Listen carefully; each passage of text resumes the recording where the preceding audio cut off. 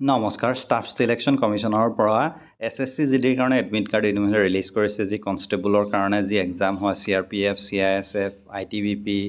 Assam rifles সকলোৰে BSFৰ কাৰণে তাৰ কাৰণে ইতিমধ্যে এডমিট কাৰ্ড ৰিলিজ কৰিছে আপোনালোকে ডেছক্ৰিপশ্যনত লিংক আছে তাত গৈ আপোনালোকে ডাউনলোড কৰিব পাৰিব কিন্তু তাৰ উপৰি কেইটামান ইম্পৰ্টেণ্ট পইণ্ট এই ভিডিঅ'তে জনাই দিম সো ভিডিঅ'টো শেষলৈকে চাব বৰ্তমান যদি চাওঁ তেন্তে এই বছৰৰ কাৰণে 25,487টা পোষ্ট আছে যেটোৰ কাৰণে এক্সাম ডেট 27 এপ্ৰিলৰ পৰা ষ্টাৰ্ট হ'ব কম্পিটিটিভ এক্সাম যেটো কম্পিউটাৰ বেছ টেষ্ট হয় ইয়াৰ কাৰণে আপোনালোকে 3 পৰা 7 দিনৰ এক্সামৰ ডেটৰ আপোনাৰ 3 পৰা 7 দিনৰ ভিতৰত আপোনালোকে এডমিট কাৰ্ডসমূহ ডাউনলোড কৰি ল'ব পাৰিব আৰু ইয়াৰ যি এক্সাম হ'বলৈ গৈ আছে ইয়াৰ কাৰণে আপোনালোকে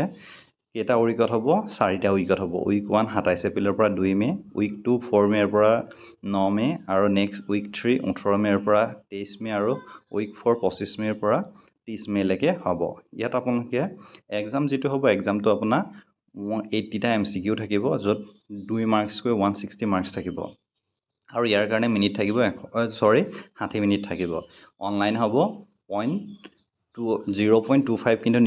নিগেটিভ মাৰ্কছ আছে আৰু ইয়াত আপোনালোকে ইংলিছ হিন্দী তাৰ উপৰি আপুনি ইনক্লুডিং আছামিজ ল্যাঙ্গুৱেজো পাই যাব এক্সাম চেণ্টাৰ পৰিব পাৰে আপোনাৰ ডিব্ৰুগড় যোৰহাট গুৱাহাটী তেনেকৈ একচুয়ালি পৰিব পাৰে এতিয়া যদি চাওঁ ইয়াত কি আহিব হেতু যদি চাবলৈ যাওঁ তেন্তে 4টা পাৰ্টত আহিব ইংলিছ জেনাৰেল ইন্টেলিজেন্স এণ্ড ৰিজনিঙত আহিব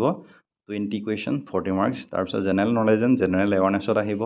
20 MCQ 40 মাৰ্কছৰ কাৰণে নেক্সট আহিলে এলিমেণ্টাৰী মেথমেটিক্স যেটো নৰ্মেল মেথমেটিক্স হয় তাত 20টা কুৱেশ্যন আহিব 40 মাৰ্কছৰ কাৰণে নেক্সট আহিলে ইংলিছ বা হিন্দী যদি আপুনি ইংলিছ লৈছে ইংলিছ যদি হিন্দী লৈছে হিন্দী তাত আহিব আপোনাৰ